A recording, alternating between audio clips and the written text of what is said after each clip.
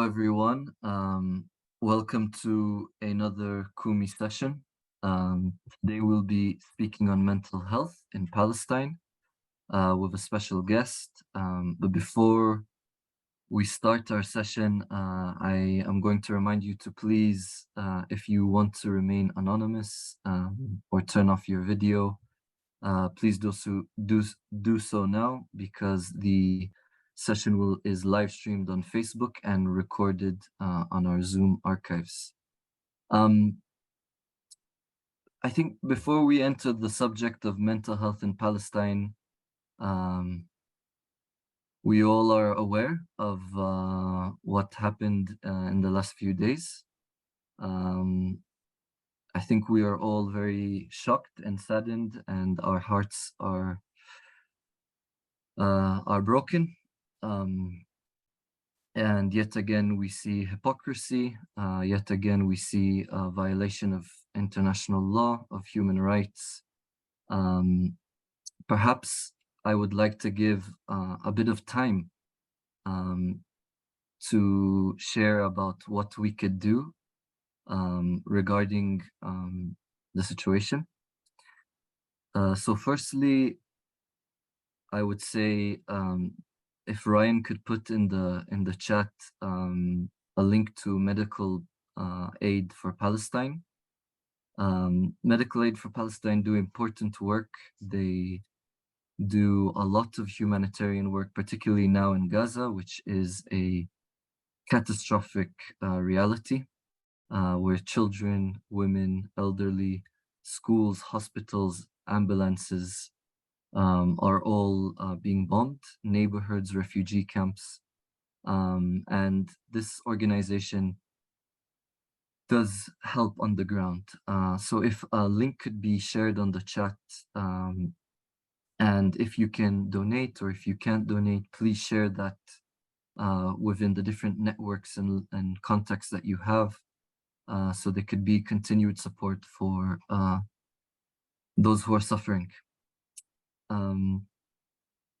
I think from the Sabil side, we are all very saddened for all the loss and the suffering of all innocent lives. But we are reminded that this situation is not coming out of a vacuum.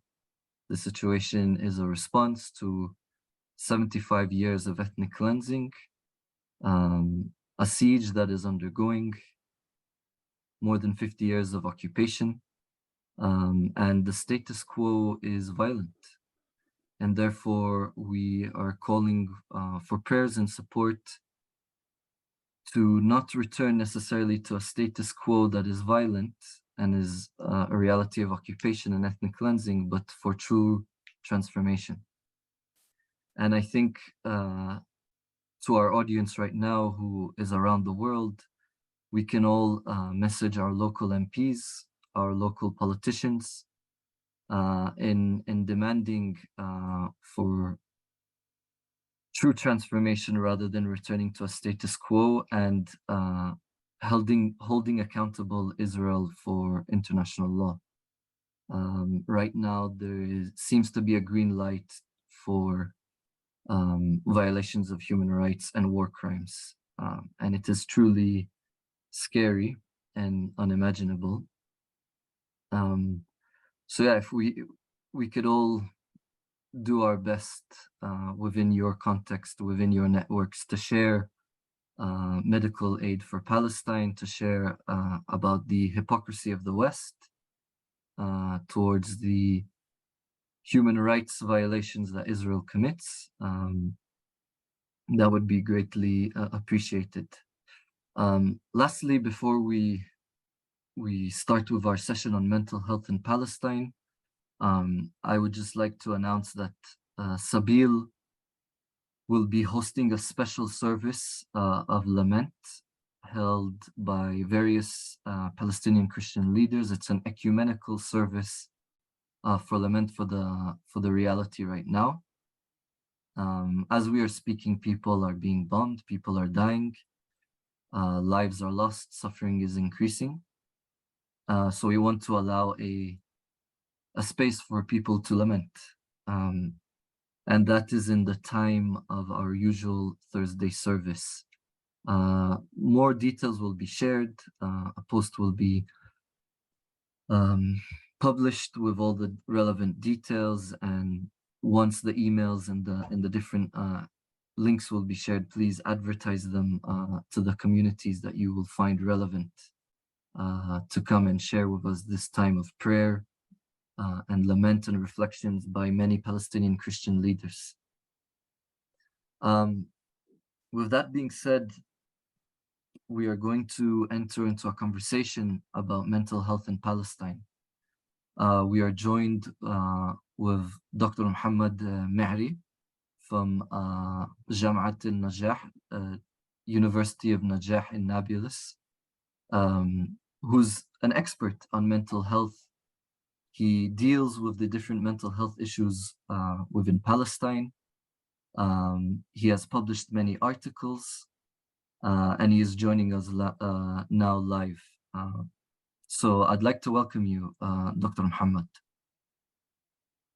Thank you, Samuel, for inviting me to be with all of you this evening, and thank you for your interest, guys, to be here, and for your interest of what's going on here in the Holy Land, in Palestine. As you mentioned, Samuel, this is not happening just last week. This is a continuous process since 1948, which is the creation of Israel, basically, when the UK just gave the land to the Jew who fled from the Holocaust in Europe. But unfortunately, we paid the price, not the German or the UK who gave part of London or Berlin to the Jews to create their states. They came in here and they started the ethnic cleansing process, and another Holocaust here is being created in Palestine. And we can start here from the beginning of the story of the mental health of Palestinians, and how we can discuss mental health within this this context. We usually talk about we don't have PTSD, which is post-traumatic stress disorder, as it is in the DSM, which is the Diagnostic Statistical Manual of Mental Disorders.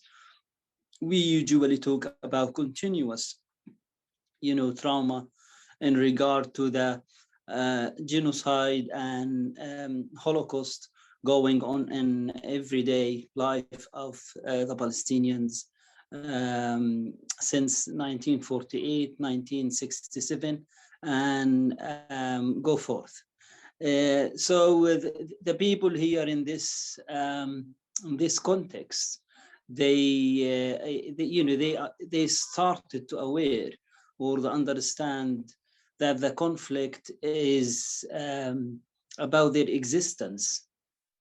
3/4 of Palestinians were being ethnically cleansed in 1948.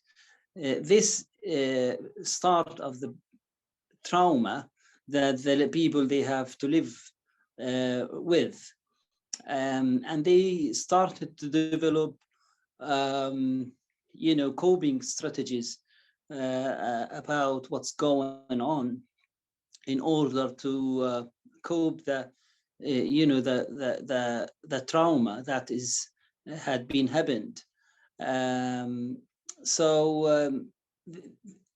People, they've got now, unfortunately, after 75 years of silent ethnic cleansing and Holocaust, apartheid, genocide, these terms, you might not be hearing them in BBC or the CNN or Fox News, but that's the reality here, and how the people,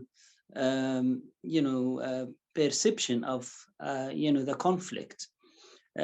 So they developed their own strategies, coping strategies, because unfortunately, Israel is, it seems it is above the law, international law.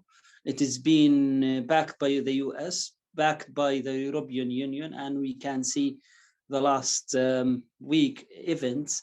That's how the European countries supported or arming the Israelis to, keep continuing their crimes against civilians, which is by the international law. They should protect the people who are under occupation. But you see, all of you see what's going on in Gaza, what's going on in the daily basis in Hawara, in Turmus Aya, where entire villages is being burned while the people in their houses. So this kind of trauma, it is really shocking, and you start to feel you not feel anymore safe on the daily basis. So we, unfortunately, you've got, anyway, as we said earlier, limited choices. We are in the corner, so people, either you die. All of us see the last 2 years, in special, how the people is being assassinated in the streets. So either you will be died or assassinated in the street, or you will be live as a slave in a government or in a state which they are dealing with the Jews as superior, and they are the chosen people from the God, and the other people who are Gwarim in Hebrew, they call us as a Gwarim, which mean non-Jew. If you are Christian, if you are a Muslim, you can live in this land, but you have to be a servant, third or fourth class citizens.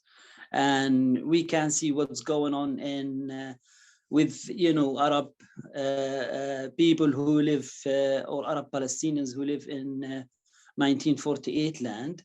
They are suffering from discrimination. They will never be the same as Jews themselves.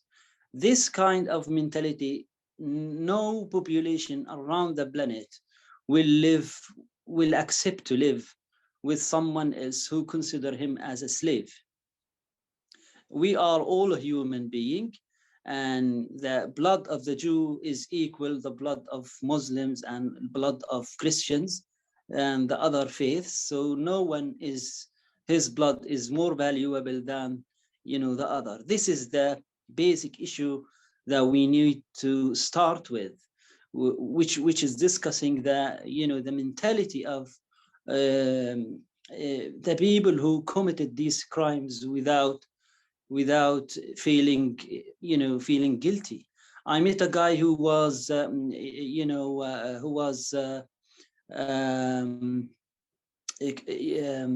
Christian Zionist, and he was collecting, while I was in the UK, and he was collecting donation to the settlement.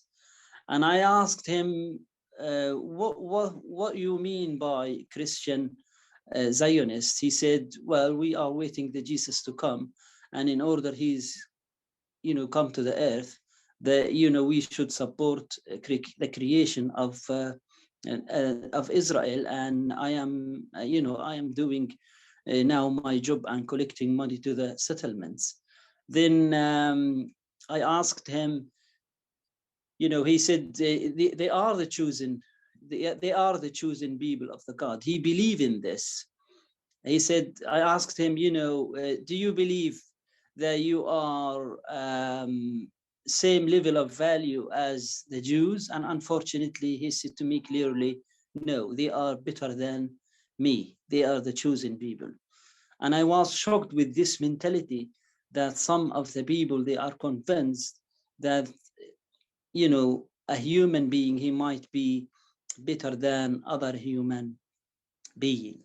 So as Palestinians, uh, we find a challenge to live with this mentality of Jews who believe that they are superior, who believe that they are the chosen people from God, and who are believe that if someone who's non-Jew, he can live in this land, but he should be a servant to us. So there are several jobs for our brothers and sisters in Palestinians who live in 1948 land. They will never they will never be in these jobs. Like uh, even you have showed and commitment to the Israeli state as a citizen, but you will never be accepted in these jobs, which is the high jobs in the community. Doctor, So they sorry to interrupt yes, you, but I have a really question to ask before we enter into this subject.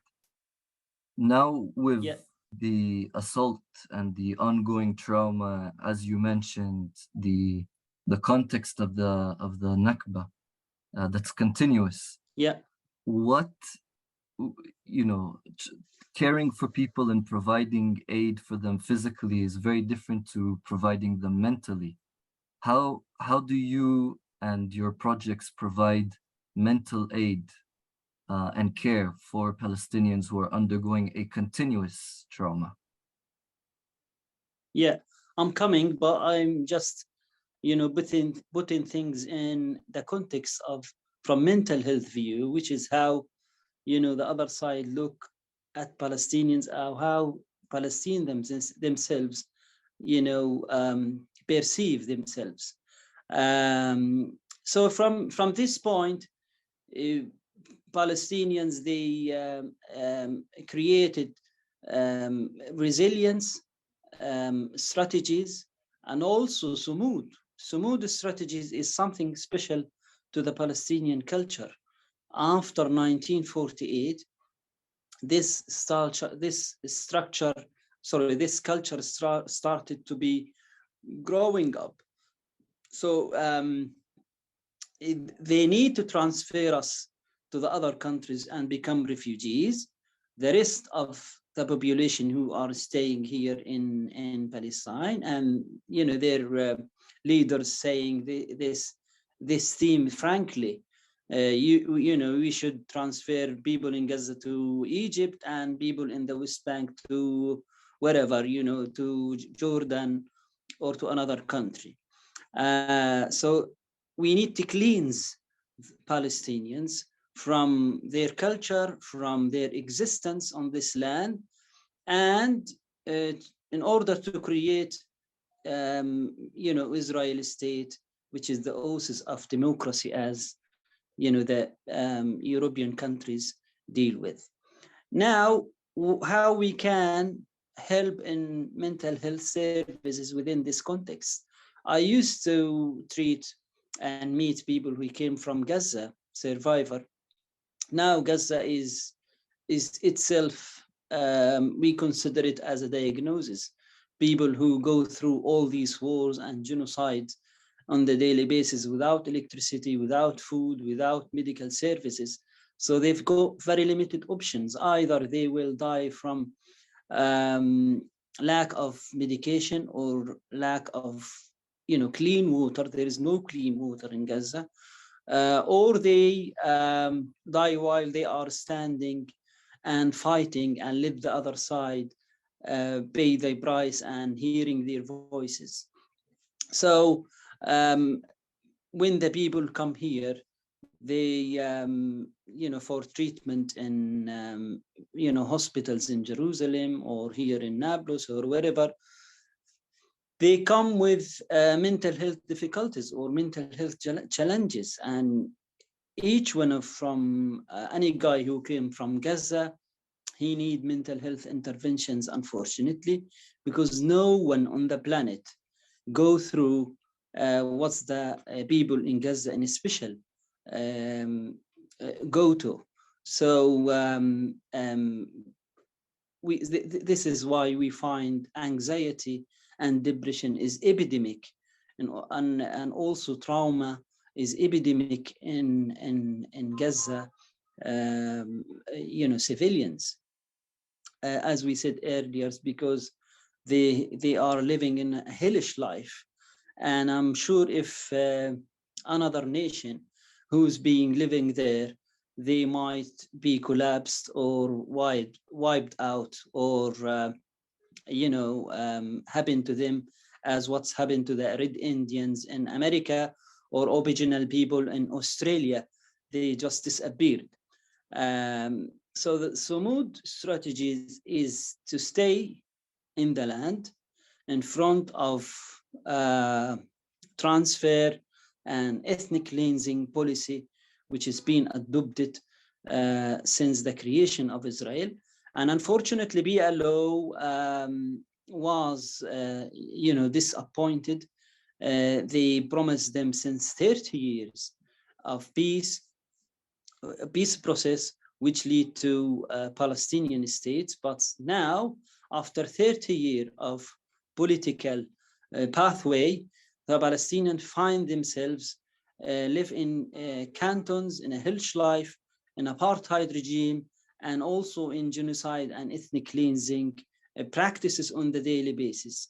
Even they are Christians or Jews or Samaritans or whatever their faith is in Palestine.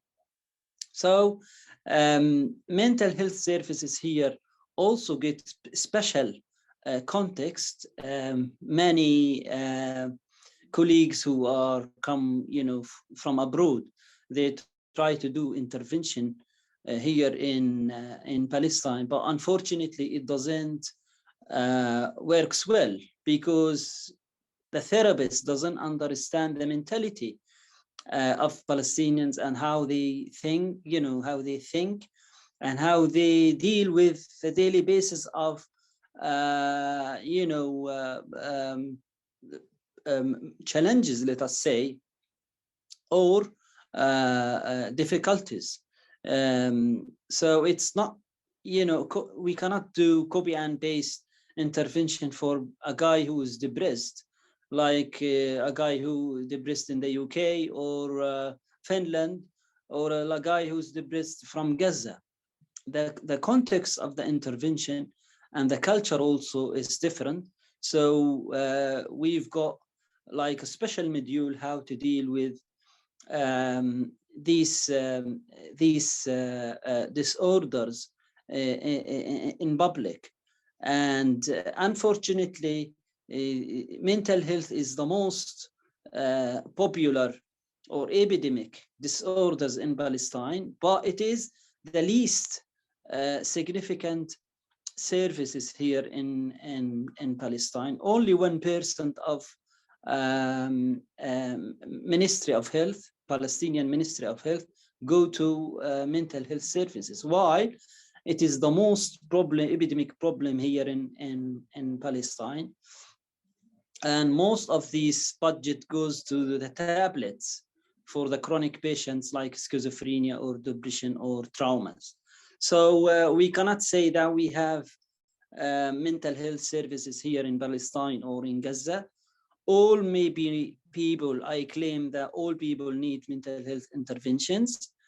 None of us didn't go through trauma or abuse or assault on the barriers, on the checkpoints, on the daily basis, or even when we were watching our, these pictures on the TV on the daily basis, we develop something we call it secondary trauma that is not easy to it's not easy to see these pictures of your people is being slaughtered by US bombs, by the France bombs and UK bombs, and your brother or might be your neighbor is being killed with Italian bullets or Italian guns.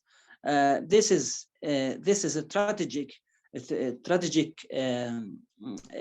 tragedy that is going on in the daily basis.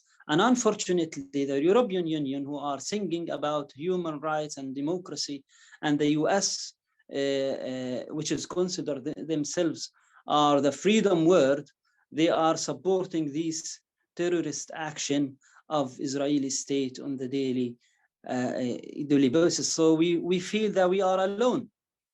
We are fight for our existence alone, and the occupier is above the international law, and all of us see what's going on in Ukraine, which is expose their policies. And if a guy, freedom fighter from Ukraine, bombed himself and tried to protect his city or town from Russian invading, they celebrate in the media and in the news of this guy. They call him, he's a hero. While if we defend ourselves, all the news and countries blaming us about defending ourselves. Israel has the right to defend themselves, but we are, as a Palestinian, the weak part of this conflict. We don't have this right. We have to be slaughtered and keep silence. This context, increase the feeling of conquer and humiliation among Palestinians, and they feel that they are in face of other countries, unfortunately, and no one stick with the human rights or international law, or even the criminal justice court when it's the subjects come to Palestine ethnic cleansing practices. So Doctor, that will increase the feeling of depression and feeling of conquer of the patients we deal with on the daily basis. And as a therapist, you need to be aware of these things in order to put the right intervention to the patients. thank you, Doctor. Sorry for interrupting. There's so many questions I want to ask you. And I feel as though the people listening here are very familiar with the context of the settler colonial reality of Palestine. And we are very much interested in what you do in your projects to deal with mental health. And I have a question about how do you deal with the trauma of children, Palestinian children? Most of the population in Gaza and in general in Palestine is very young. So how do you offer medical aid for mental distress for Palestinian children? Yes, the children is a challenge to deal with. The mental disorders. It's a challenge to deal with, especially the children. And if they are Palestinian, the things will become more difficult. But we deal with these traumas mostly in play therapy. During the interview, we ask the children to draw something, then we can start from here. We ask him to draw whatever he like, or let us draw house tree person picture, and we can start from here to discuss what's going on in his mind, and how this trauma might influence his life. Some of the children who was being in prison and they were being sexually assaulted or raped, and also these topics will be difficult to deal with, because the boy or the girl will be devastated all of his life from this trauma. Also, the children of who lost their fathers, who became martyr or been in prison. So also these children, we have to deal with loss, and how this loss affects the child's the child's life. But mostly here, the group intervention is mostly better and more popular rather than the individual intervention. As I said earlier, we've got all of us collective punishment and collective suffering, and we can start from here to do collective interventions, as we all of us have collective suffering. But some of the cases which is go to mental illness, then we can we can give this guy or this boy special interviews and intervention. Also, play therapy, if the play with toys, I mean, we can also start the session with the children from this point, and we will assess how is the trauma influence his perception about the entire life and the world, how this boy or how this girl see the world in general. And also we help them to recover from this trauma and continues their life. Each child should have has each case should have special treatment. For example, the guy who's Ahmed, who lost all his life in fire, cited by settlers in Al Mghayr village. These cases need continuous interventions, which may take long time. But unfortunately, as we said earlier, mental health services here is uh, um, least important issue in the budget and plans of Palestinian Authority. And also it is, unfortunately, it's also the, health services in general. I published a paper about that, the access of mental health services. The health services also, unfortunately, is being bound with the political condition, which means at a single point, the French, maybe, for example, they started a mental health project, and they put condition on the Palestinian authorities to implement, and if they don't implement, then they will stop the project and leave the people in the middle of the way. And this is unethical at all. And we all remember in 2006, when Hamas it was being elected, the people, the mental health people, left in the street without medications, without antipsychotics. And this is also a tragedy of patients, because if I am schizophrenia and I am on tablets, antipsychotic tablets, let us say Halidol, and then Halidol is not available anymore in the Ministry of Health, then they will try with me another medication, and it might not works. So I will be relapsed and start from 0 point, or from the first quarter. Yeah. Um, I think there's so much you've said. There's the feeling of being alone. There's exposure to violence. There's generational trauma. As you said, it's not something new. Mental health services and health services in general are very low, especially mental health. So what do? You mentioned to me earlier that you have different projects that you do with Palestinians to help with mental health. Um, I know that my family, my grandfather never spoke about the Nakba because it was a huge trauma. So there's a generational thing. So what do you do to speak about pain? How do you do that? And how do you do it in a collective manner? Because this is not an individual sense of mental distress or depression, but it seems like it is a collective communal one.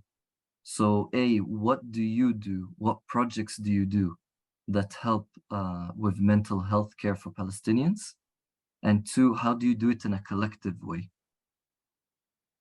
Yes, mental health intervention need a strategic plan to the mental health, and this is something neither the Palestinian Authority itself to do something strategic for the whole population in Gaza and the whole population in the West Bank. But at the personal level, I usually do training. For example, we did training here at Najah Hospital for all mental health, all nurses and all doctors who are dealing with the trauma on the daily basis. And also they are dealing with patients. They come from, from Gaza. And from here, we do a training session for all. We'll divided all the employees in the hospital, and we do training for groups on the daily basis. Then after the training, some of them they come and say, I'm feeling depressed, I'm feeling defeated, I'm feeling anxiety, I'm feeling, they ask for special intervention. And also hospital in Jerusalem, they asked us to also do a mental health intervention and training for them. Because what's going on in hospital, in Jerusalem, hospital, Al Maqasid or Al Muttala or other hospitals, they are, suffering from financial difficulties, and the nurses they receive their salaries each 2 or 3 months, and that's affect. They already exhausted from the workload. They are dealing from patients who came from Gaza, but the health worker themselves, they are suffering from burnout, from depression, from anxiety. So also they need intervention in order to be able to give the best quality of healthcare to the Palestinians and to the patients. So we can do training to the health workers on on collective level, but also we can do personal intervention and personal therapy on the personal level. If the patients or if the client feel distressed or have a trauma, or is being he feeling suffocated from what he's going through on the daily basis. Thank you. Um, there's two questions I would like to ask. I think you said the word burnout, and many people here are within the Palestinian Solidarity Movement. Many people are exposed to a large degree of violence to an extent. What are some methods and ways of preventing burnout that would be, helpful for those who are trying to strive for justice for Palestinians? Yes, burnout is most popular or epidemic, let us say, disorder, especially in especially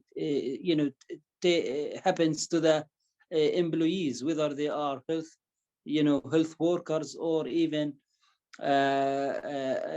carer, the people who care about the Palestinian issues on the daily basis. They might feel they're just fed up and they cannot give more. They feel exhausted and unable to continue. They just feel defeated.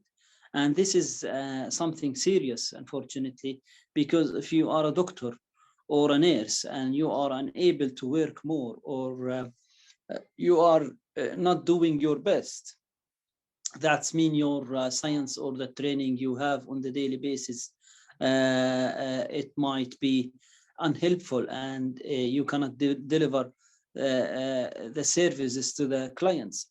And I'm sure now there are high percentage of burnout to the Palestinians health worker who work in Gaza.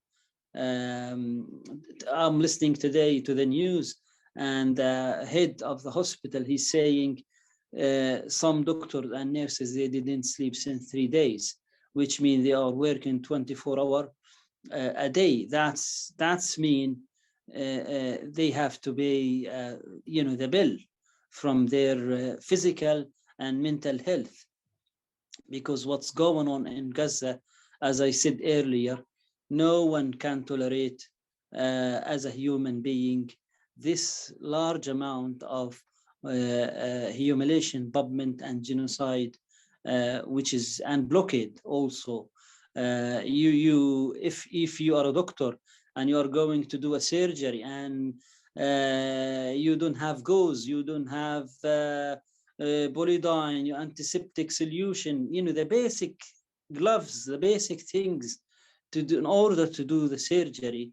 This is also will affect you mentally, and you just feel collapsed and defeated, and these signs of burnout we are talking about.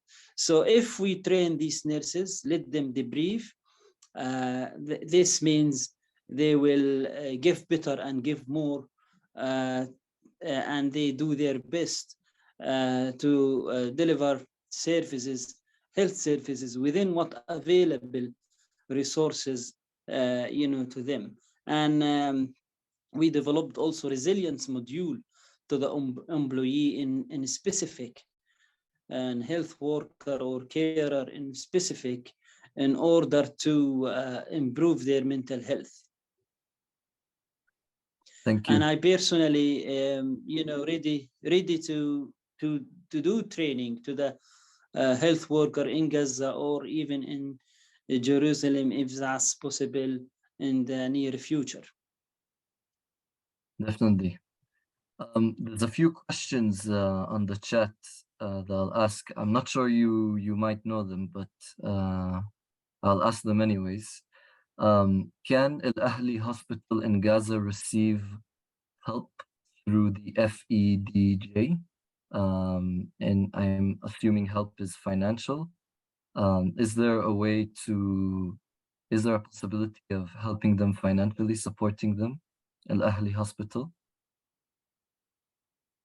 Well, I don't know. I just hear in the news that there is a complete blockade, and Israel prevents any health, health supply line to the hospitals, and they are going to collapse if this policy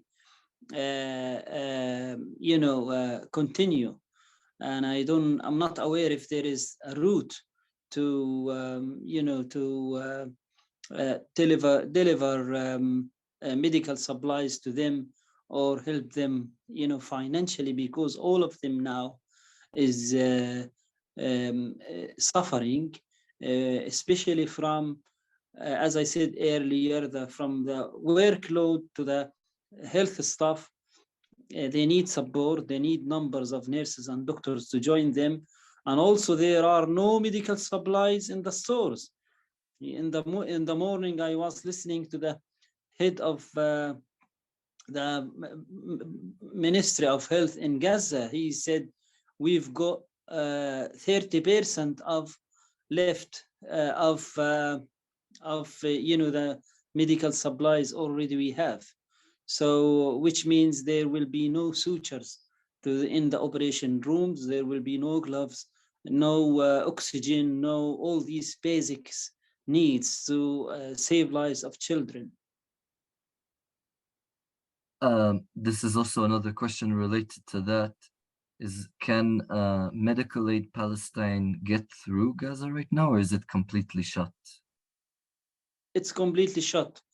I've lost I listened to the news in the morning, and they've said they order Egyptians to block the Rafah borders, and already they strict blockade from the Israeli side, which mean now nothing go to um, to Gaza, and they left Gaza now without water, without electricity, without medical supply, and without gas and petrol in order to use for the ambulances and other basic human rights and human health services or services, civilian services, I mean.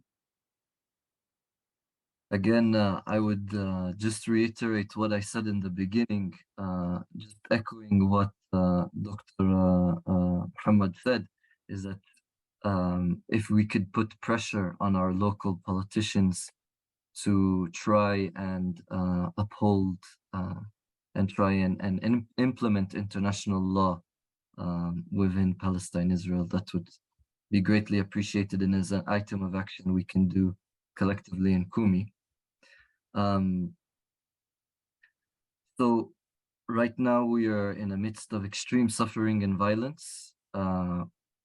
Some people might know Palestinians, some people are in Palestine right now. What advice would you give us in trying to be helpful to some people who have trauma, who are undergoing trauma right now? What would be some of the advices you would give us?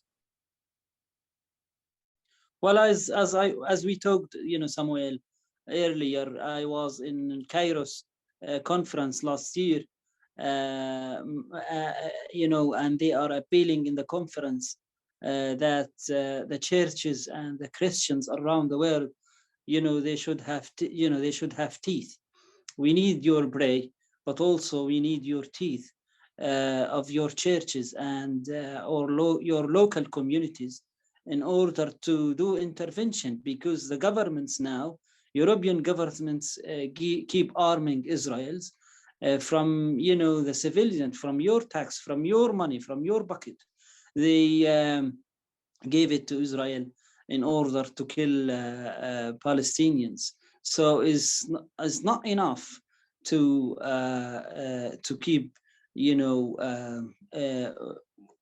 watching or stand aside, because we all of us as a human being should be involved in these humanitarian services and deliver basic human needs.